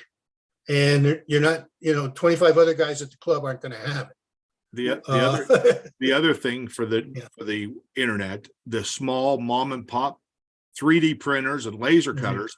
If you made a product 20 years ago and wanted to put it in a magazine, it was 6 or 8 months before anybody even saw your product. Right. Now, if you made it today, you're selling it tonight. Yep. Yeah. So that's another thing that helps push the industry, because the lag time years ago, I owned a hobby shop. You'd put an ad, half a page ad in that you paid hundreds of dollars for a list of brass engines you had for sale. By the time it would actually come out in the magazine, the engines were all gone. Yeah. What your lead time was 90 days on the magazine? Yeah, at least 90 days, and then another month or two till it actually showed up. So, yeah. So, that's one of the things that really has impressed me is the camaraderie that I sense among the Owen 30 people. I hear an awful lot of Owen 30 people talk about Al's show, Alan Littlefield's shows as the gatherings. They're going back to their gathering. It's not going to a train show. It's going to something that's really personal. It's something that they look forward to seeing the same people, to seeing their friends, to seeing the manufacturers that they want to find out about, and so forth. And they can count on a quality how do I put this? A quality experience. It's a fun place to be. They're among friends. They don't have a lot of problems. They don't have a lot of crap, pardon my language, thrown at them. And it's a gathering. It's not going to a train show. It's going home to family almost. And I hear a lot of that kind of conversation among 0 and 30 modelers that I don't hear among other scales at all. Right. Now, to me, that draws an awful lot of people who want that kind of an environment, who have been put off in a lot of ways by other scales or other events they've been to because they haven't been accepted. They haven't been able to feel like they fit in when they arrive. With the 0 and 30 group, it seems like even if you're the new guy on the street, you're a part of the family once you show up and you want to be a part of it, you're accepted. That seems to be what I'm hearing. Yep, absolutely. And also again with social media, whether be Facebook or Instagram or whatever, out there, even there is still an 0 and 30 group on the internet, but you can ask a question. How do I do this or that? You'll get a dozen, 24 answers of the way to do things. It's almost instantly and everything. And so people share it's face to face, but it's also via these vehicles. There was a section that was in the back of, I think it was Model Railroader, where people could write in, or was it the Gazette, where people could write in and ask questions and get answers to things they were talking about. And of course, that took for how long for that to happen? Months. Everything, now it happens instantly. I can tell you, if somebody said, well, how many times, there was one the other day, how many spikes per tie should I put in if I hand lay track? You must have gotten 25 answers. And they were all over the place. Every fourth tie, 4 spikes per tie, that sort of thing, and all the different opinions. And But the thing is, that gives you options. When you get 20 different answers, you can try and find the one that works for you. You're not locked into one technique. Well, I mean, look at YouTube. How many videos are there out there on how to weather cars or lay track or wire this or wire that, install a DCC? Hundreds, thousands. I don't know. I can't count them. I mean, so the spreading of knowledge is growing. I mean, it's there. It's phenomenal and everything. So, and it's inspirational. You can look at something and say, wow, how did you do that? Al gets that question all the time. He posts a picture on his site. How did you do that, Al? What did you do? That burned out engine house. I mean, he ended up putting a tutorial up there so people could emulate it if they wanted to. So, well, this next question, it's really important to me because it's the reason that I started New Tracks in the first place. I sense that modeling in our hobby is declining. You don't have as many people building models. You don't have as many people even trying to build models. And what I sense is we're losing the skills. We have a danger of the people that are a little older, that have been builders for their whole part of their model railroading career, and they're not getting an opportunity to really pass that knowledge along to the next generation that's coming along. And therefore, we're going to lose that talent. We're going to lose those skills eventually. And I think we're seeing it being lost because of the departure of a lot of the older people in the hobby every day. So let me ask you, John, what do you see as the future of modeling and model railroading? Well, that's a good question. I think I have to answer your question, the first part of your question, seeing less people doing it. I think there's 2 reasons. One is there are, in certain scales, a lot of stuff out there that's available. Some of it, it's very interesting. If you look at micro trains, N scale, they're starting to offer cars now that are already got graffiti on them or weathered and that sort of thing. Now that does take away from people having to learn how to do that. If you want to get rid of the shiny plastic, you have to do it. I think there's tutorials on YouTube to do that, but I do see that. And I think the other thing is a couple of other things. People are afraid to start that, to try to do something. It's just too easy to buy something and put it on the track. And our lives are probably a little bit more busy, at least it appears to us, having the time to do it and everything. The people who model, I mean, Al models almost every day, all day. He's very fortunate he has the time to do that. A lot of us don't. But I come home from the job and I try to put in as little as 15 minutes on a project to up to a couple of hours after dinner. I know one time I was talking with Gary about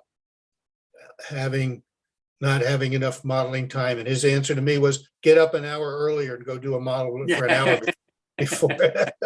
before you go to work. So, that was his reply to me, and it made sense. And I think it's something that he was doing when he was working that he no longer has to do when he was teaching. And Gary, you might want to address that, because in another sense, what you did at Park School was, Gary, was you were teaching some of these kids industrial arts and things, how to use tools and laser cutters and 3D printers and things like that. The young kids. My original thing was I actually had them build a layout. We built a layout that we suspended from pulleys in the ceiling, and we pull it up out of the way and drop it down for the class. And what's his name? Lifelike was, their kids went to school. I was teaching kids, and so they contributed all the running gear, all the running, the rolling stock and everything. And then we just built this layout. But then that kind of ran its course. And then 3D printing came along, and I started thinking about architecture model making. And so I introduced a course called architectural model making. And what we would do is we would use SketchUp and do the drawings and the renderings, and then they would have to make the models, and then we would print the details like windows and doors and all that kind of stuff. And we did them all to like either 1/8 inch scale, which is close to HO, and then quarter scale. So what they were doing is essentially they were making all the preliminary stuff to having a railroad layout, and it was a very successful class. In fact, several of the students that I taught went on to become architects, because they all, even though today we have so many technologies that are advanced from what they were 25 years ago, architects still have to know how to make models. Yes. And we had a couple of kids that had graduated before I started the course, and I consulted with them as that they were then working architects, and they said, "Oh man, some of the toughest stuff we had to do is make models, because we had deadlines, and we had to get in there and do this stuff in a week because theoretically a client wanted it." And so I kind of approached it with that. I said, "This is what you're going to need to do if you want to be an architect. I'm not teaching you architecture. I'm teaching you how to make models that are successful for architects to see." But just like anything else in this life, when you have to teach people how to do what you do, you learn it 10 times better for yourself. And I learned more from having to teach architecture model making than I would just making models. I adapted two different kinds of 3D printing, and so now I do resin printing. I was doing pewter casting with some of them, because I also taught a jewelry class. So we were adapting some of those processes into the model making. It was a really nice thing to be able to do. But you're right, there are a lot of people who are just a little too afraid to take that leap, and nobody's there to back them up sometimes if they don't contact people like you in a group like this, and they were saying, well, you can do it this way and you can do it this way. If they don't have that contact, they're less likely to go that leap into the unknown, Gary, you're exactly right. It's the reason that I got involved with the Association of Professional Model Makers, because their problem is finding applicants for the open positions at the companies that are members that employ the professional model makers, they can't find applicants. So I said, your applicants to me are model railroaders. Why aren't you trying to work with the young model railroaders and bring them along and show them what careers are possible as a professional model maker? But that's exactly the problem. That's exactly the same problem we had teaching art in a private school, which was a very heavily art-oriented private school. We had to convince the parents that the kids, what they were taking in these classrooms, had potential to make a career out of it, because they didn't think anything as fluffy as art or model making had a potential. When we were doing it, we said, of course there's a potential. Look at all the architects that are hiring people to make models. Your kids can make a fortune doing that. Some of those models are $20,000 for one model if you're doing the development. You know, that's a lot of bucks. Well, if you'll notice, one of the signs behind me is for the APMM. And it's because they said, well, would you represent us to model railroaders as our ambassador? And that's how I got involved with those people. Yeah. You know, I attend the Zoom shows and so forth, and they have companies that are making some of the most sophisticated things I've ever dreamed of for 3D printing. Yeah.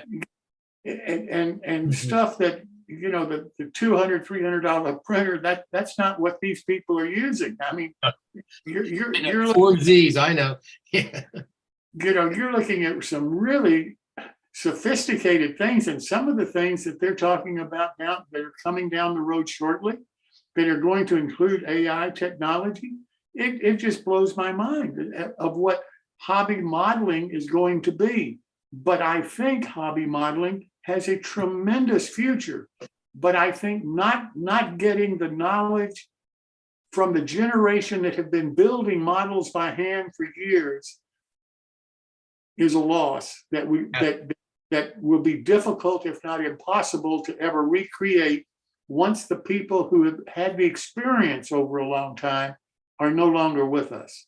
And well, I think you're really right. And you know, another one of the problems is we've lost a lot of really good, important people in knowledge in terms of like Grant. yes. And what's the son doing? He's doing flower pots or something. I don't know. And they've cut most of the production of the really fine detail stuff that had been developed by that company. And then that guy Dave, what's his name, who had the casting business, the brass casting business. I had a set of frames cast by him, and he was very reasonable, but he passed away, and his son isn't picking it up. And so a lot of that's being lost. So what we need to do is we need to get people to talking to people who are in this group right here. Exactly. We're the last remnants of that. Exactly. And the last people that know what a value it brought to the hobby and how much the hobby grew from that kind of involvement of people. Add personal fulfillment. Yes. And just having the thrill of being able to sit back after you've worked on something for no telling how many hours and made so many mistakes you had to correct, and sit back in that chair and look at that model and say, boy, I built that and I'm really proud of it. You're right. Mm-hmm. Absolutely. It's one of the great thrills, I think, that you can have in life, is being able to do that. And there's so many people today in our hobby that'll never experience that thrill. Right. They just put the money down and run the train. Or they put the money down and hire somebody else to build everything for them. And so Buy a lamp. So that they can sit back and push a computer button that starts the trains running. Well, yep. You know, and with AI, pretty soon I'll be able to walk into a room and say, hey, Ethel, or whatever her name Alexa, run my railroad.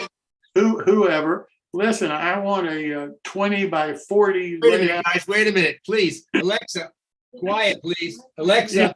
Mine came on too when you said that. I forgot that it was here. I'm sorry about that, guys. Yeah, you turned mine on too.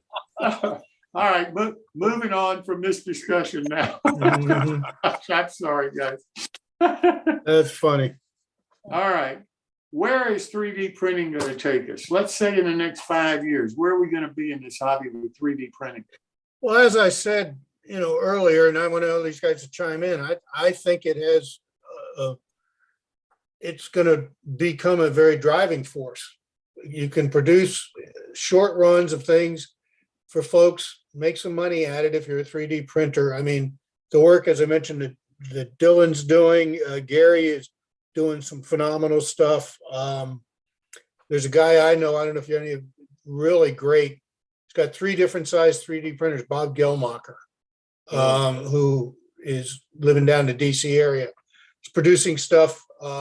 Pretty much you give him something you want to send, say, Bob, here's a drawing. Can you do one of these for me? Or can you, and he'll come up with something, and it's phenomenal.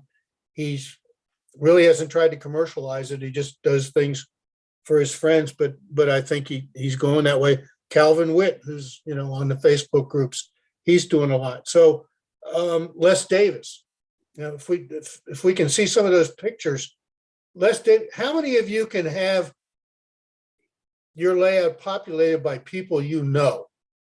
Yep. Les is scanning folks and creating figures, and he can change hats and all kinds of stuff. You'll recognize Dan on the far right there, Alan Littlefield on the left. Let me see, is it Aaron who else is Loyat. there? Yeah. That's Ben Poole out next to Alan, Ben Poole. Yeah. Yeah. The bib overhauls is Aaron Loyat. Yeah.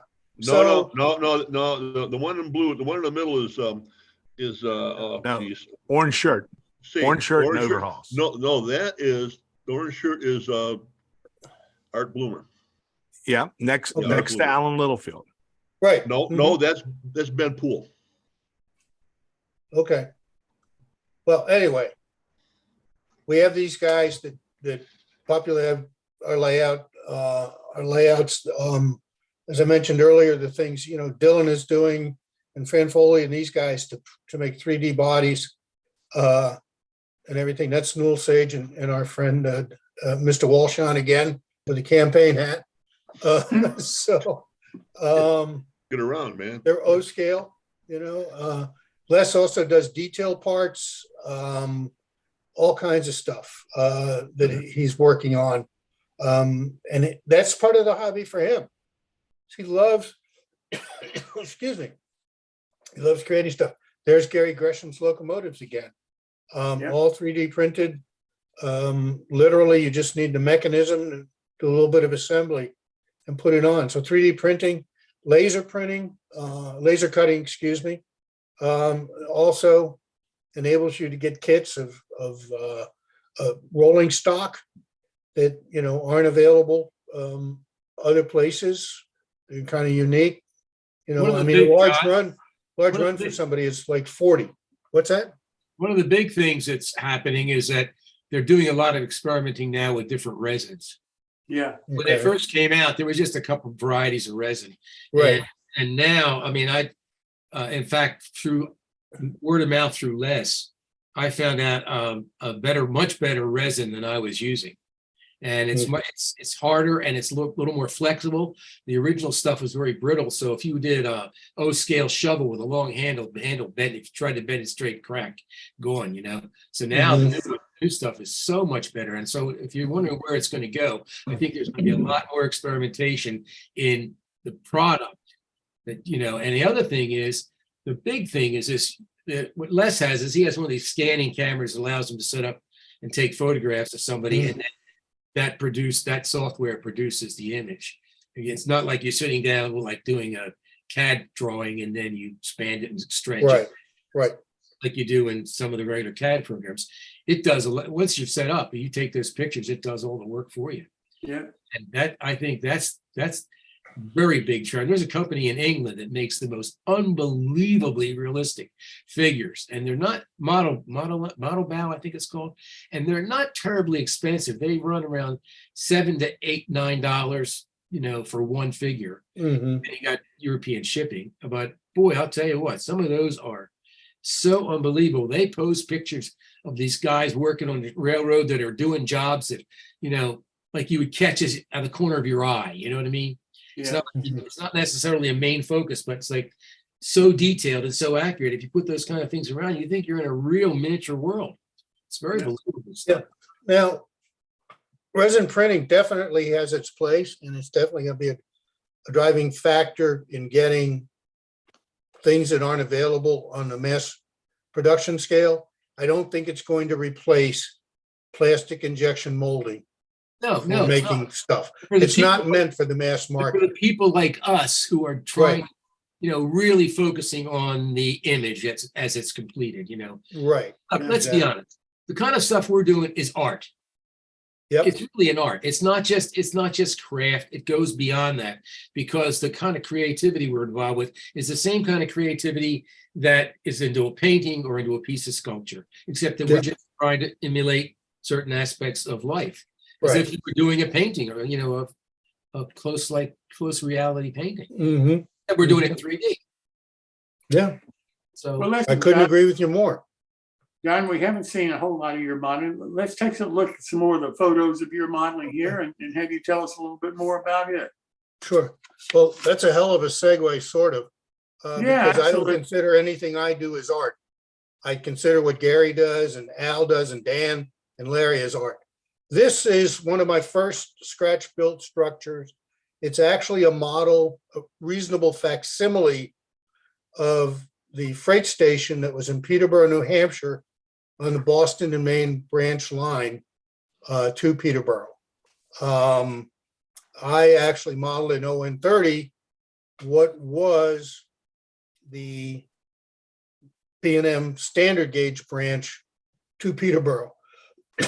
Excuse me, and I modeled it as it was in 1917 era and everything. So I had photographs that freight station was built in 1911.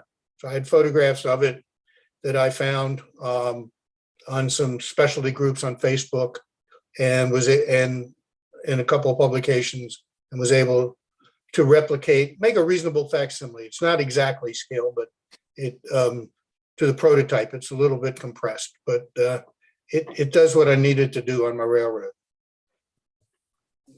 Okay. These are some kits I built that are made by Deerfield River Laser, Tim and Ed Fillion. Yeah. I like them. First of all, the one on the top is a 44-foot car in ON30. To build these cars, you need to have some sacrificial Bachmann passenger cars, because you're going to use their trucks, their frames, and their roofs. And what you're creating is the new body. I like them because they're different detail. They're not just straight boards. As you can see, there's a little bit more detail. They have the arch windows and things of that nature. The one on the bottom, again, is a Deerfield kit that fits on the standard one Bachmann car. To make the one on top, you need two cars, because you need two roofs and the frame. You only need one frame because they give you some material to stretch it, but you need two roofs. So again, I don't consider these art, but I get the satisfaction of sitting back and saying, wow, I did something that, is really neat, and I enjoyed the whole process. This is another Deerfield kit. Again, it's an RPO baggage combination. Again, to run, on my railroad, because the most important thing with my passenger service is carrying the mail. So, There you go. yeah. Okay, now this is a model I built using DPM wall sections, and there was in Peterborough from the 1890s forward to 1920s a big, large factory. This is compressed. The factory was 5 stories. This is only 4. It started out as a company that made pianos and piano stools, then evolved, was sold to the predecessor of the Peterborough Basket Company, who manufactured in it for several years. And then they sold it to a shoemaking company. And about the date is still uncertain. I think it was about 1919, 1920. The original photographs I had of Peterborough that I was using to replicate the town did not have this factory in it, but they were all taken in the 1940s. And I found out finally through doing some research and finding a picture of the factory dated from 1918 that it burned down after the shoe company moved in. I guess something they were using in the dyes or whatever caught fire. And so the building was razed. So I only have a few photographs to go by, but it's fairly long. It's not big as some of the structures Al's built, but it's fairly long and tall, and was actually used to. There's a bump out in the wall behind the layout, and it was actually used to stick in that corner where the bump out is to hide it. And again, that's just something that it's a place to send the boxcars, and that's what I use it for. As I say, I'm not a big scenery guy. Hopefully someday I'll get something down on there besides that foam. This is a Deerfield River kit of the North Bridgeton station on the Bridgeton and Saco River Railroad, or Bridgeton and Harrison. This was their pilot model. There was a group of modelers asked them to build it, and they made a mistake. They didn't realize some of the architecture. So they made a mistake. So they turned the pilot model over to me, and I fixed it. And it's the main station in Peterborough for me now. And so as I say, nothing is art, but I get a great deal of satisfaction out of building, doing what I do. That's part of modeling. That's part of learning to model, and that's part of being a model railroad. Thank you, Jim. John, let me ask you this. Who were the people who really helped you, maybe influenced your modeling and really got you to where you are today in model railroad? Oh boy, there's a lot of them. A couple of them are right here. All four of these people have been a terrific influence on me. Having gotten into starting to look into ON30 back in the early 1980s, having met Gary and Steve Fisher, I started to look back and say, let me go back and look at the roots, and discovered Larry's article and Gast and Livingston, the people I mentioned earlier. And of course, Gary, not only being someone that I interacted with on a regular basis and seeing his modeling and everything, but also seeing it published in the Gazette. He had several articles there. Gordon North definitely inspired me. I wasn't as close to Gordon as Gary and Steve and Steve Sherrill, who Steve Sherrill I think would be an excellent guest for you, Jim, on that program we were talking about. So these guys, Steve was one that very early on, he had a railroad he liked to operate, but he operated a scenic railroad. It was finished. And we started out, when we first started doing it, he lived 9 miles from my house. And we had operating sessions every Tuesday night. A bunch of guys would get together and run trains. And then he moved to the eastern shore of Maryland, about 78 miles away, and built a very large, about 1,900 square foot layout in the basement of his house there. And we would get together once a month and do operations and everything. So all of those people basically taught me a lot. I mean, Steve taught me operations. Dan has just been a terrific friend and has always inspires me to try to do more.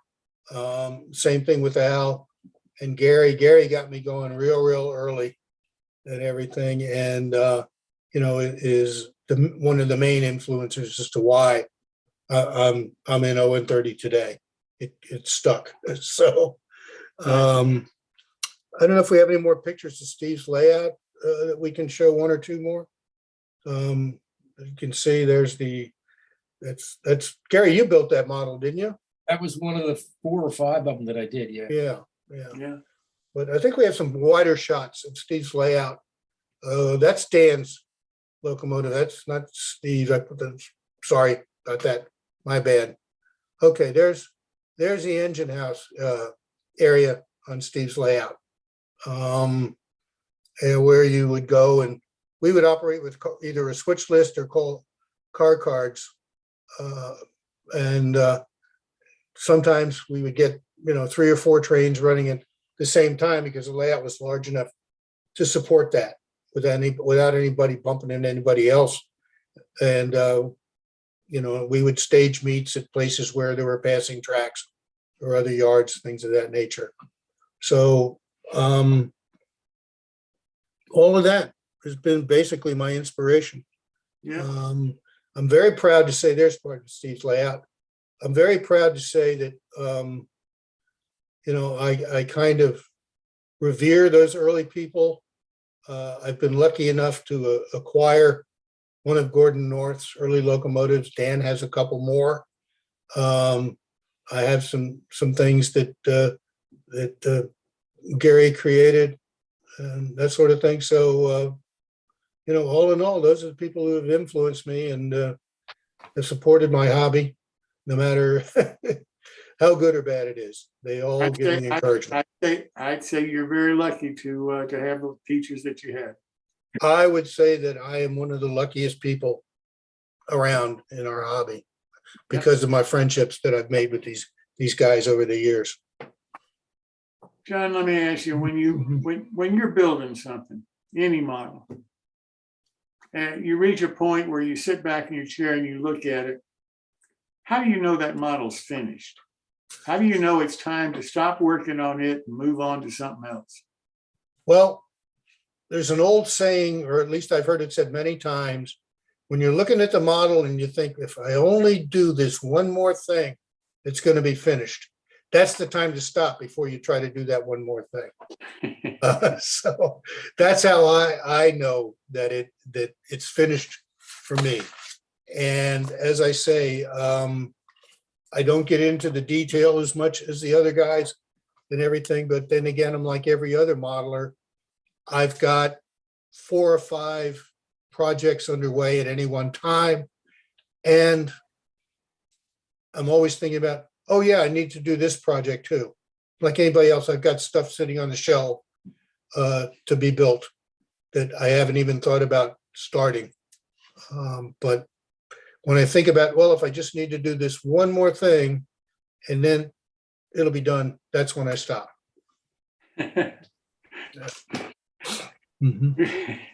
I understand what you're saying. Really.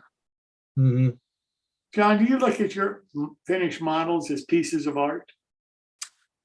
I don't look at my models as pieces of art. I look at other people's models as pieces of art.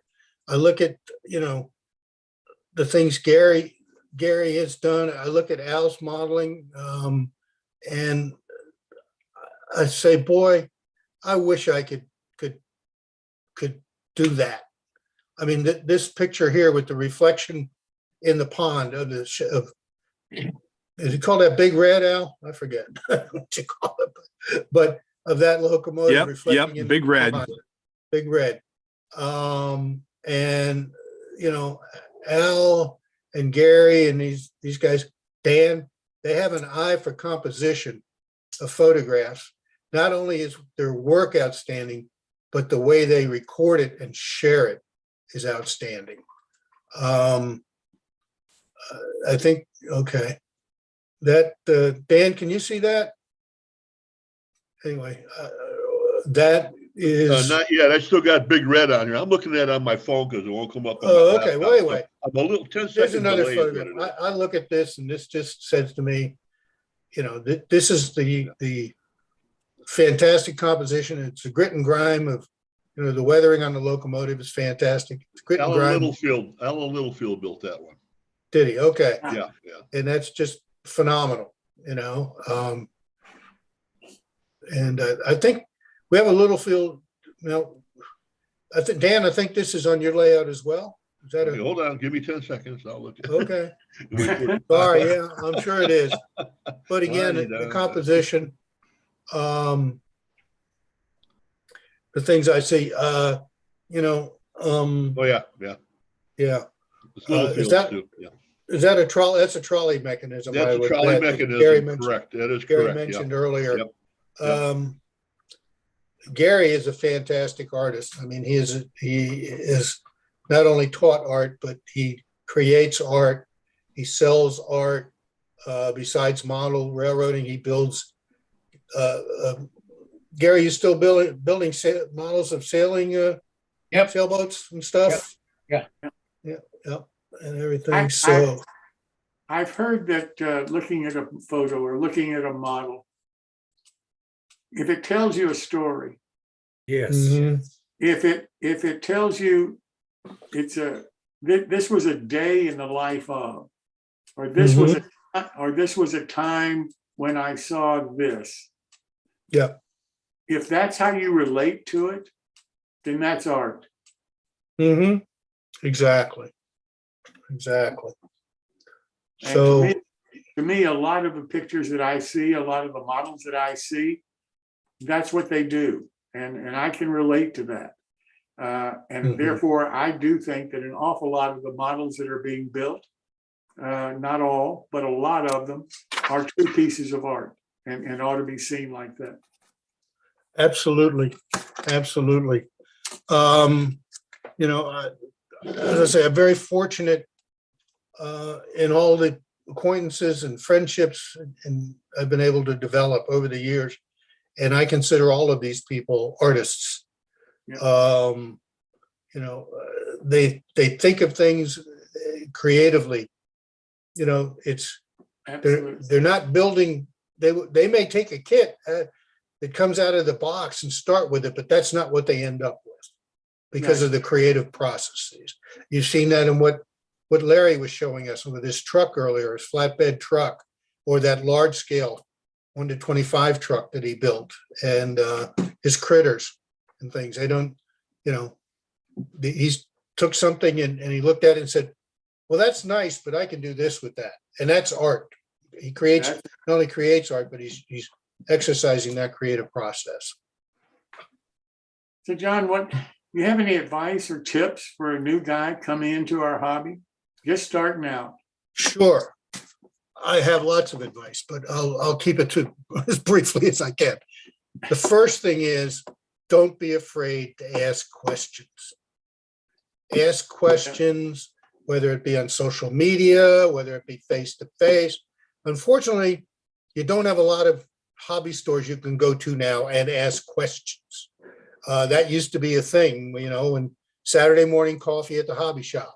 And you would sit there and jaw jack with the other guys and discuss things and ask questions and how did you do that? But don't be afraid to ask questions. And the simple thing is, if you're going to build a kit and it's something you've never done before, it could be a Craftsman kit or something else, read the directions 3 times before you even start and then question them. I know people who read the directions 3 times, throw them out and do what they want to do, but I'm saying read them. But, you know, find people with similar interests. It doesn't have to be the guy who lives next door or the guy who lives in the same town. With what we have today, with what Al is doing on Facebook and these other social media, you can find people and you can get to know them. I mean, quite honestly, I didn't really meet Larry until, you know, a while back, not too long ago, when I saw his name several times. I said, Larry, are you the same guy who did that magazine article? And he said, yeah. And I said, so, you know, it's easier to connect now than you would think. And that make the connections, ask the questions, get the inspiration, and try things. Don't be afraid. That's my advice. How did I find you guys? Dumb luck. In a lot of cases, one person led me to somebody else, and that led me to somebody else, and that led me to somebody else. Yeah. I think it's great. It's great. So we've been here quite a while now, and it's time to kind of shut this down. So let me try to get one final comment from all of the people that attended tonight to to help us understand who John is. So Larry, do you have any final words? Well, this whole thing is great because I've finally put some faces with the people that I talk to. And we talk about the internet as a bonding agent. Yes, absolutely. I feel like I've known a lot of these guys for a long time. Excellent modelers, excellent people. And I think this whole concept thing is very, very, very good. I really liked it. I really enjoyed meeting all of you, finding out who does what, and look forward to at least talking more through the internet and sharing ideas and getting ideas. And thank you for having me on. Larry, thanks so much for taking the time to be with us tonight. We really do appreciate it. You bet. Thank you, Jim. Well, now, Gary, how about you? Final words? Yeah, I'm grateful that you invited me to be a part of this thing. I mean, I know several of you, and I have to say, John and I have had a long career together. Have we, John? Absolutely.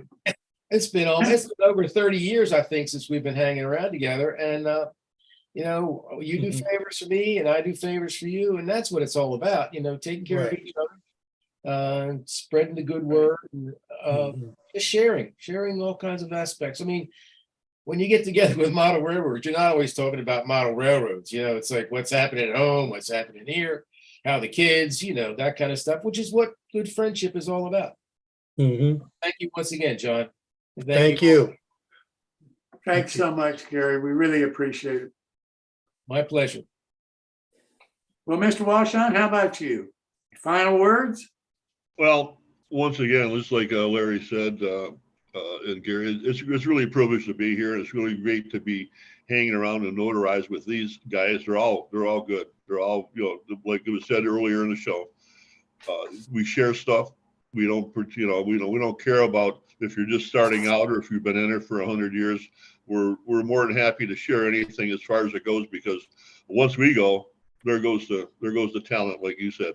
It's great having people like this around. They're very inspirational on a lot of things, and sometimes you don't get a chance to really kind of express yourself on all of them, but for sure when you go to bed at night, you're remembering that photo that you saw on the day.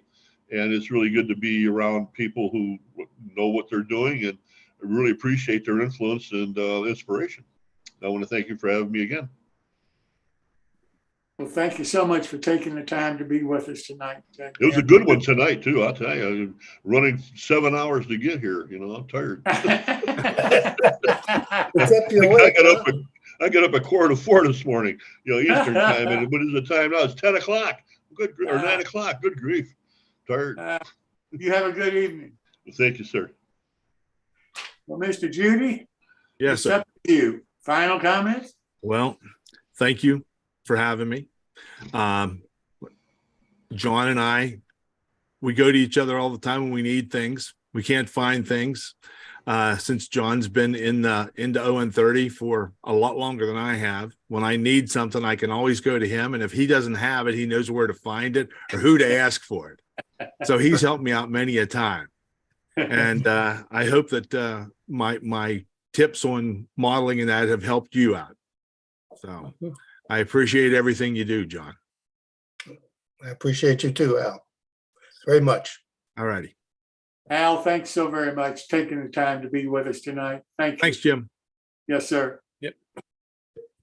Well, John, all of the friends have gone. It's just you and me. So I'll give you the last words.